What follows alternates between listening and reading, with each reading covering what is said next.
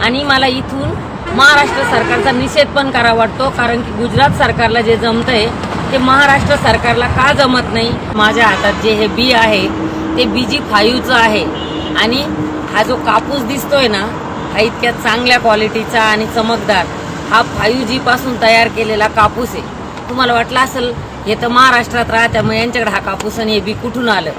मी गुजरात राज्याच्या दौऱ्यावर आहे आणि गुजरात राज्यातल्या सुरेंद्रनगर जिल्ह्यात कापूस पिकवला जातो आणि मी गुजरात सरकारचं अभिनंदन करेल, कारण की तिथल्या शेतकऱ्यांवर ते कुठलीही कारवाई करत नाही। त्यांना पाहिजे ते बी ते विकू देतात, लावू देतात आणि ते चांगल्या क्वालिटीचा कापूस तयार करू शकतात। उलट मला वाटतं इथं येऊन एक चांगली आनंदाची गोष्ट की मला इथल्या शेतकऱ्यांचा अभ्यास करता आला। इथं हे बी विकत घेतल्यावर तुम्हाला पावती पण मिळते की असं नाही की खोटं बी आहे, हा कापूस आहे, हे बी आहे आणि ही पावती आहे। आणि मला इथून महाराष्ट्र सरकारचा निषेध पण करावा वाटतो, कारण की गुजरात सरकारला जे जमतंय ते महाराष्ट्र सरकारला का जमत नाही।